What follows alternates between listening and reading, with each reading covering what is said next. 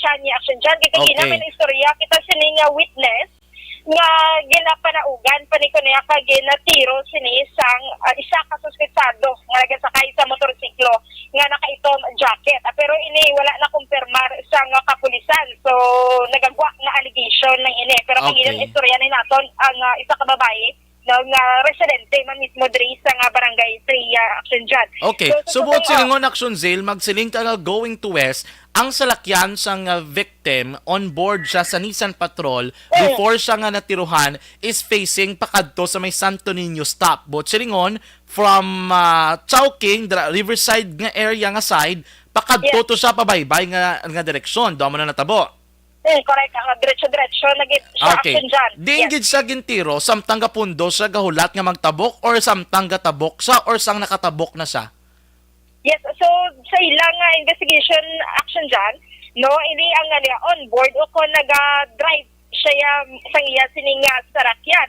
Okay. So pero nakita na to ang slugs action dyan, panog tabok pala siya, may posibilidad nga managtabok, kay ato pagit siya sa atubang sinisang Chowking. So wala Okay. na dinabutang kung nga base, stop pa ang light o kung naka-go na bala, kagintiro ini siya action dyan. Kinakita ko to na may duwa ka slugs dito ya sa may tabok na o kano sa may BS na kina-drive na gidya mismo action dyan. Okay. Yes, so Buot siningon, kulang taon naton, dakong possibility nga ginbantayan sa, I don't know if confirm ang report, i-check na nakaroon sa PNP, kung ang matud ang report nga gina-feed kay ina dito, nga halinggi siya kunugali action zeal sa fast food chain. Tapos amo to nga, I don't know, i-confirm ta na karon or ginbantayan siya or kung ano tabo. Sige, continue. So pagtabok yung action zeal, before sa magtabok, gintiro na sa nga daan, and then pag isang nagtabok sa intersection point, buot silingon, may igo na siya.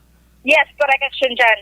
So wala na nakapenetrate, ini ang sabahin sa victim, no diri na siya nakalabot sa may barangay 3 na action dyan, no? Kag ini ang suspetsado yan, nakapalagyo, nagintingwaan pangalagson sinisang kapulisan, no? Apang wala na ininakitaan kag naabdan pa action dyan, ini ang suspect, no nga nagaluthang apatay adriya sa may sa subong action dyan, hindi pa matumod kung ano ini nga kalibre, kag kung pila kabala, ini ang ginatiro bala sa may bahin sa victim kay gina-investigaran pa di siyang soko kagina kay halin dito mo. So ang gulong nga ginatan-aw man adri action dyan, no nga halin dito ginlagas pagid siya pakadto diri, no kaya diri na siya bawian isang kabuhi sa may barangay 3 na action dyan. Okay, kay kung lang taon nato action zeal, maswerte man nga wala sang may naulamid nga salakyan considering nga rush hour to sang natabo ining insidente kag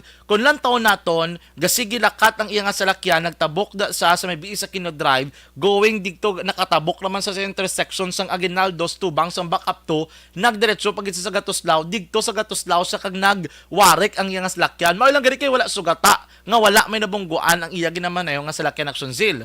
Yes, correct action dyan. Kaya kagina, suno man sa utod sa nga victim, bala nga babae, diri action dyan. So, ginagapamati na kung sa istorya mo nga, halin ini sa may Lasal, kaya nagatawag pa ini sa iya nga daddy, kag nagapamangkot kung ano ang baklon nga sundaan. So, dito man kagina, may nabatian man ako sa nga pakadto ko sa area, nga may nabatian sa apat kalupok dira sa may Lasal, kaga diri sa may Ramos na. So, amo ini ang ginatumod nila siguro nga ginatiro na diri sa may BS Aquino Drive na action dyan. So, Okay. yes. So, kaga dira nagabakal pa pero wala na confirm kung kung diin siya nga fast food chain o kung nga balaklan sini nagabakal sa nga sudan nga gina sa statement man sini kagina sa nga magulang sa nga victim action dyan. And then, so, sang natiruhan siya, gasigi sa drive sang salakyan, nang diretso dira sa action deal sa may area sang Gatuslao, sa may barangay 3. Digto siya digto gid siya naglapaw sa gated, digto sa may bakante, dira nga lote. May man kay that time, wala sang may nagalakat, way sang sugata. And then, action deal, siya lang gid isa. Yes, siya lang gid isa action dyan, no? So, kagina, diri nakita naton, nga siya lang gid isa. Kag ang ginatan-aw man subong sininga anggulo o kung na motibo sa pagaluthang patay diri action dyan. Kay do may family feud sini, kaga property dispute o kung hindi pag-insindihan na sa mga pamilya sa ila sini nga mga propiedad action dyan amo ni ang pinakauna nga motibo o kung anggulo nga ginatanaw diri subong sa pagaluthang patay sa biktima action dyan. Ala si Police Lieutenant, base pwede sa naton ma-excuse or maayo para may gamay lang nga clarification regarding sa case, no? Action Zale. Base, Yes. oo. Bisan ayoon ta lang si Sir Pastrana para mabatian diri sa Action Radio kay tisang ugto na dribble na ni naton ining information pero at least may ara sang investigation from the part of PNP blah regarding sini both silingon gali Action Zil ara kada gyapon sa crime scene. Yes, so ari si Police Lieutenant Pastrana action dyan. Yes, online prayer. Sir, may nga construction dyan diya sa Piyakalinis. Sige. Hello sir, good afternoon. Si Action John Diaz, Action Radio Bacolod. Yes, sir. Good afternoon. Sir, Sir. so subong so this time ara pa gyapon ang salakyan. Ano subong sir ang development? Ano da subong ang ginahulat naton sir sa area? Bali ginaulat sa Subo. Ginaulat sa Subo ang fire truck sang chamber, fire brigade. Kaya mo ni siyang mula ni siguro makasara na magsuol sang salakyan halin sa kanal, batak diri sa siminto nga portion ng dalan. Okay. Sir, kaina na baloan naton ang mga pamilya na ginabot dira na istorya naman sa pulis. Ano sir ang pinakamotibo subong sir nga ginalantaw niyo sir? Amo to ka ginhambal ko nga ang motive nga ginapokusan ta ang dispute sang property within the family circle. So, bot silingon ara lang da sa ila palibot sa pamilya do isa sa mga anggulo so ginalantaw niyo. Probable. Okay. Sir, can you please tell us something? Ano ning ang personality background ng victim, sir? So, engaged pa niya sa negosyo. So, bandit ang negosyo sa pamilya nila. Oo. Okay. Bata sa sir ka negosyante? Or siya mismo negosyante? Sa information ko, may resort in sila. Pag may mga apartment. Okay. So, both silingon, multiple man sir ang negosyo gali nila. No? Dari nas Bacolod, sir, or outside pagid? Diri sa Bacolod kag outside. Okay. Anong nationality nila, sir? Actually, Filipino gini sila. Filipino gid sila. It's just happen nga apelyido nila King Sing, sir. Ang ilang father na may dugo nga Chinese. Okay. Ano gid sir? Riding in tandem gid or ang suspect or may iban pa gid sir? Motorcycle riding suspect. Okay. Wala man sila ang kasanay, hindi tag-isa-isa sila ka motor. Duwa ka motor? Yes. Sir, diin nagulat ang mga suspect digto sa BS Aquino Drive o sa Lacson or digto pa lang sa ginalinan niya gid? Dito sa may BS Aquino Drive. Kaya once na diretso ka rin, may stoplight na da, mapundo ka gid. So dito sa kapundo siya, ginipingan siya kag dito bakbakan. Okay. So, bot silingon, sir, nagtupong ang duwa ka salakyan or piyak ya, sir, ang mga suspect? Oy, nautod ang linya ni Action Zil Menardo. Naga-istorya kita kay Police Lieutenant Jito Pastrana. Kaya tutugyapon gili sa crime scene si Action Zil. At least na ibaloan naton nga hindi gid siya riding sir. Liwat sir, balik dira simo. Bot silingon, sir, ginipingan sa duwa ka salakyan, piyak or tupungay lang ang duwa ka salakyan, sir? Ang motor, diri nagdirekta sa may driver side. Duwagid, sir. Okay. Mga pila ka lupok no, sir? Ang initial information ta daw 5. 5 ka lupok. So, ang igo tanan, sir, diri sa driver side? Diri sa driver side. Sa windshield, sir, or diri sa may pertahan, gid? So, part of sa windshield. Okay. Ano mga recovery, sir, initial? Wala pa kita sang kung ano nga klase sang armas ang gingamit. Considering ang crime scene ta, duwa ka gina mo. Si diri kita nag-focus sa salakyan. Samtang ang ibang nga mga upod dito sa Ramos. Okay. And ano, sir, ang characteristics sa mga suspect? Anong ilang suksok? Anong mga salakyan, sir? Sa initial info, nakamotor nga itom. Scooter type? Wala na. Hindi. Rouser type. Ang duwagid, sir? Ang isa lang. Ang isa, sir? Wala pa information. Ang bayo, naka-bonnet or ano? So far, wala pa na. Okay. Ano mga igo, sir? Sa kagina pakakita ta sa biktima, da may igo di sa satyan. Wala tagaling ma-determine kung entrance or exit bonto. Okay. Sige, hopefully nakastorya na naman kamo sa pamilya, yes sir, no? Sang victim, sir. Initial pa lang. Okay. Sige. Thank you so much, Police Lieutenant Pastana, sir. Thank you so much for your time. Okay, sir. Thank you very much. Good afternoon. Good afternoon. Action Zil? Yes, Action Jan. So subong gali gawlat dira sang fire truck, no? So at least ging klaro ni Police Lieutenant Pastana ang iban di pagid matag nga details kun diin siya nagalin kay siguro ginapadalman pagid ni sang ang ilang nga investigasyon. Subong kamusta drang sitwasyon? Sa subong Action Jan, arena ang Chamber Volunteer Fire Brigade nga magabutong ang suniya sa salakyan. So ginabulig-buligan na lang din sa mga volunteers man kag sang kapulisan na makuha na diri subong ang salakyan kay pila naman ka oras action dyan sobra na 5 ka oras na naglasay sa Lubilugay.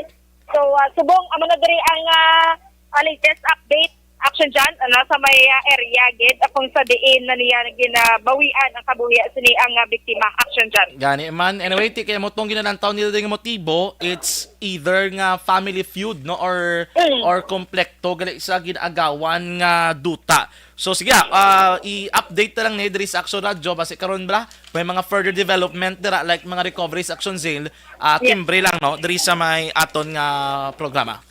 Okay, Action Jan, okay, ongoing pa man sini ang ilang investigation. Action Jan, ang ini nga balita ginadulong sa inyo sa Santon Plus Herbal Capsule.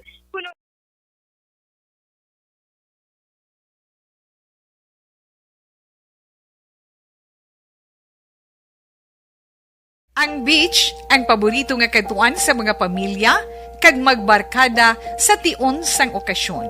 Puno sing batahom nga mga literato nga may background nga beach ang aton mga social media.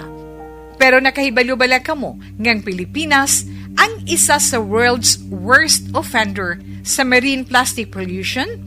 Sa pagtuon sa United Nations sa pag-abot sang 2050, ginatan-aw nga mas madamo na ang mga plastic.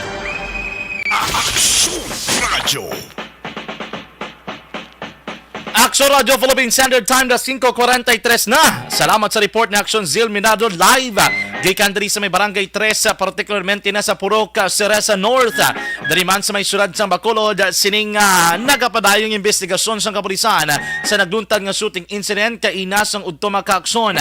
Dari man sa may syudad, tiamo na gali medyo nabudlayan ang aton kapulisan kay duha ka mga crime scene ang gina-preserve dari nila. Amo ni sa tabok sang isa ka fast food chain dira sa B1 Kino Drive kag diri sa lugar kung saan nagdiretso ining salakyan sang biktima dira sa may Barangay 3 Makaaksyon. Further development update sining balita bantayan karon sa Action Firing Line kay i-follow up ini sang aton nga news team. Mga kababingnan kalalakinan kag katunga-tungaan sa pagpauli sa inyong puloy-an hindi yung gid pagkalipatan.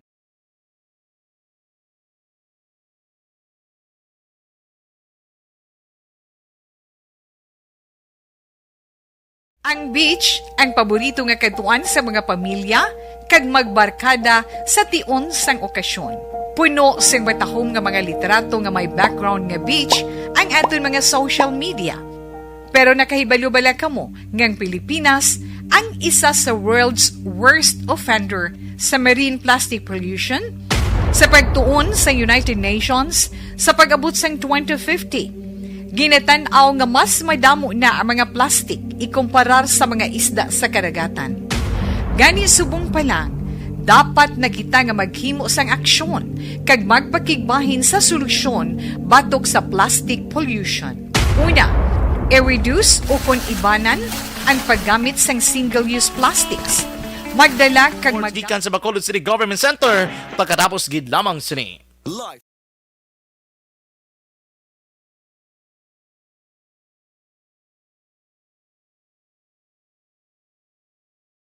Ang beach ang paborito nga katuan sa mga pamilya kag magbarkada sa tion sang okasyon. Puno sing batahom nga mga literato nga may background nga beach ang aton mga social media. Pero nakahibalo-bala kamo ngang Pilipinas ang isa sa world's worst offender sa marine plastic pollution? Sa pagtuon sa United Nations, sa pag-abot sang 2050, ginatanaw nga mas madamo na ang mga plastic ikumparar sa mga isda sa karagatan. Gani subong pa lang, dapat na kita nga maghimo sang aksyon kag magpakigbahin sa solusyon batok sa plastic pollution. Una, i-reduce o kung ibanan ang paggamit sang single-use plastics. Magdala kag maggamit sang reusable nga grocery bags, utensils, coffee cups, tumbler kag iban pa. Dapat istriktong ipatuman ang mga ordinansa ug layi nga nag-regulate sa paggamit sang plastic. Madamo man ang mabulig sa pag-recycle sa mga ginagamit nga single-use plastics sa mga naga-estar sa coastal areas. Hindi pag-ihaboy ang inyo basura sa suba o kun kadagatan. Magpartisipar sa mga clean-up drive sa mga coastal areas sa inyo lugar. Suportahan ang mga organisasyon o kung non-profit organization nga nagahatag solusyon sa plastic pollution. Ang problema sa basura sa kadagatan ang hindi masolusyonan sa isa lamang ka individual, isa ka grupo o kung sang gobyerno. Nagakinahanglan ini sang aksyon sang tanan para sa benepisyo sang karon kag sa masunod pa nga henerasyon.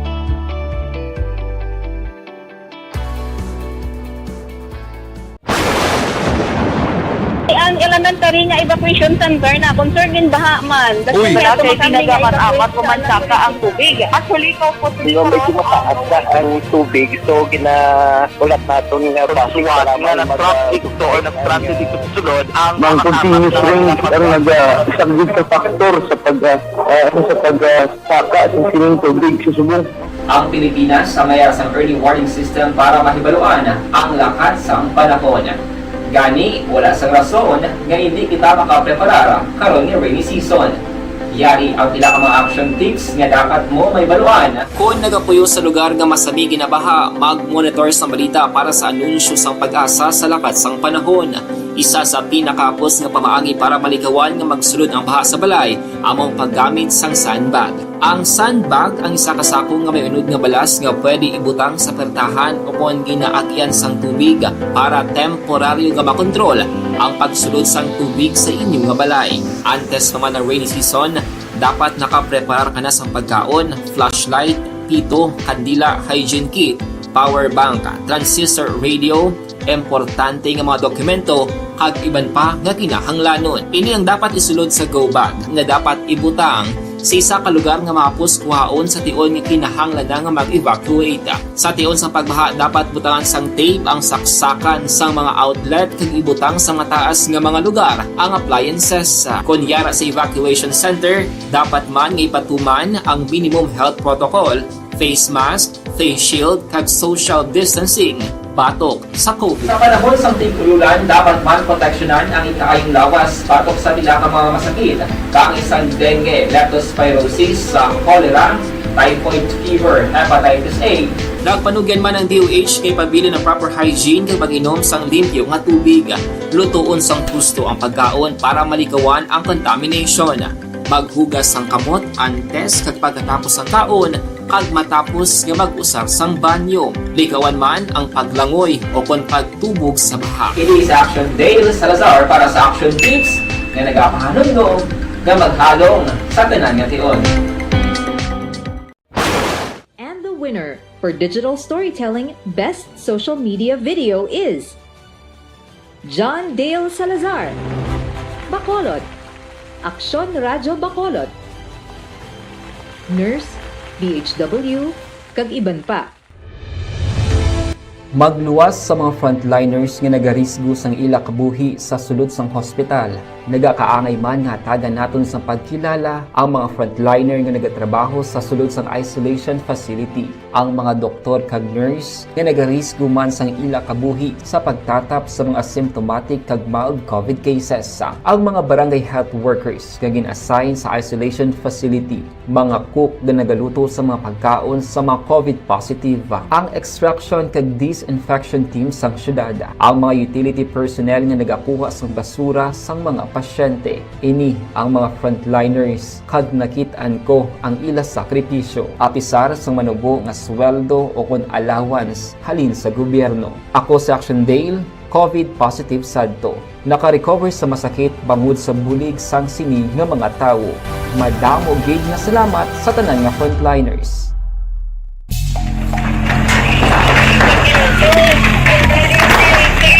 Presyara tayo! Presyara!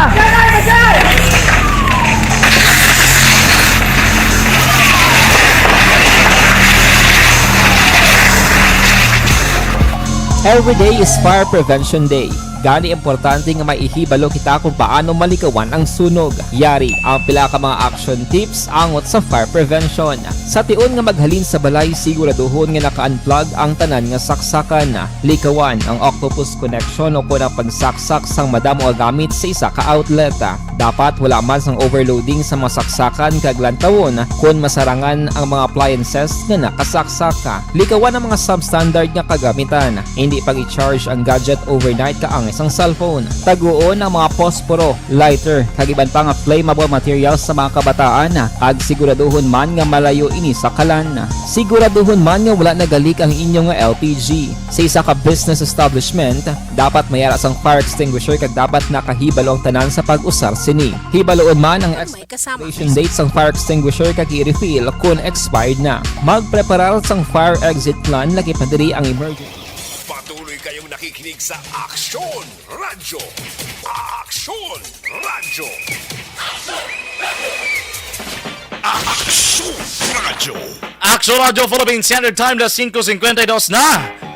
Oy, ginanunsyo sang National Grid Corporation of the Philippines kung NGCP nga iga-shutdown mga kaaksyon ang Seneco Bacolod Silay 69 kV transmission line sa maabot nga Domingo, Hunyo 19. Bangod sa mga kaaksyon i-take advantage sa nga downtime nga magpatigayon sa simultaneous maintenance activity ang Central Negros Electric Cooperative o kon Seneco.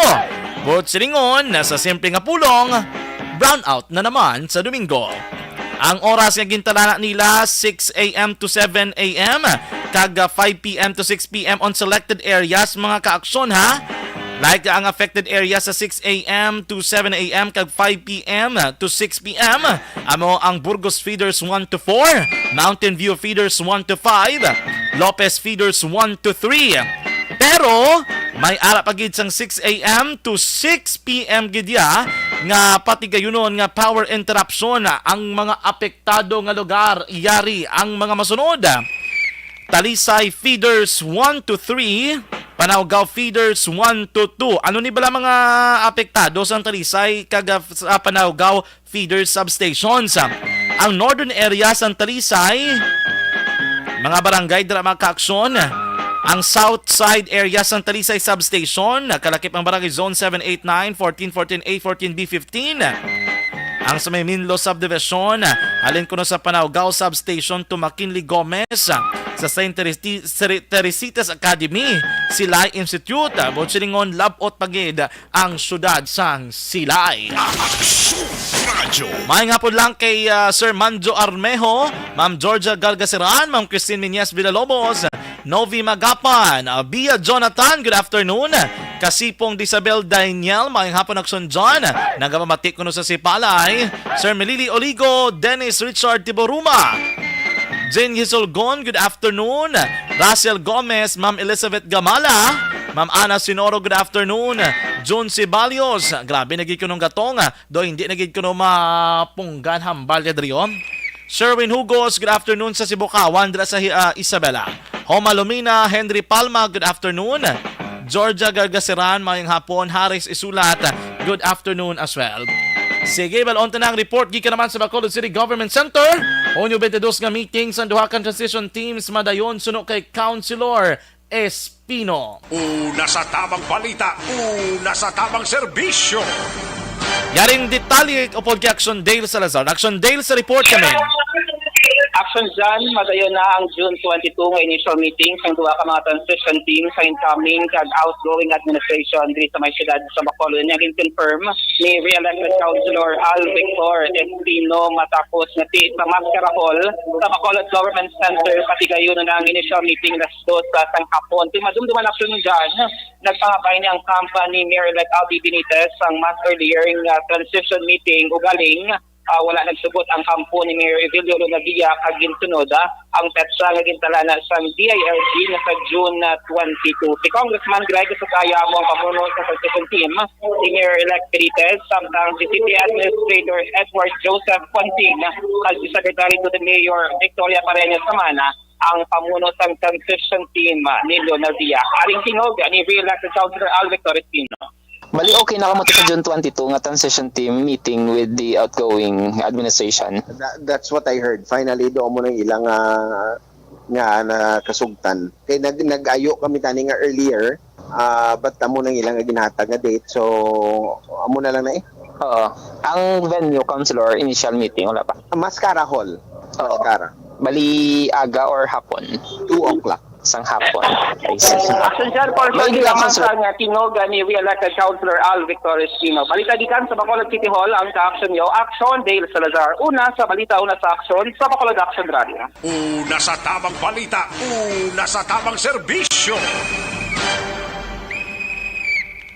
Action Radio.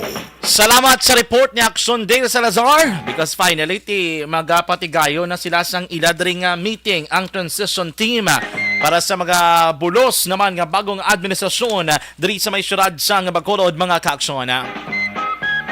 Pabosanta niya ang update angot sa 13 million pesos worth of suspected sabungan na recover sa may San Carlos because as far as I'm concerned, subong hapon makakson ang regional officials gikan sa Police Regional Office 6 ang nagbisita dito sa may San Carlos City and nagkandak sila sa pila ka mga conferences sa upod ang pinakamatagas nga opisyal sa San Carlos City PNP kag ginibalo nila makaaksyon ang pila ka mga detalye sining ginpatigayon nila nga operasyon makon mo hindi basta-basta 2 ka kilo no 2 ka kilo sang suspected shabu ang na-recover diri sang mga kapulisan ining kay Sir Enrique Baron bla makaaksyon nga 49 years old dala residente sang Barangay Rizal sa may syudad sang San Carlos.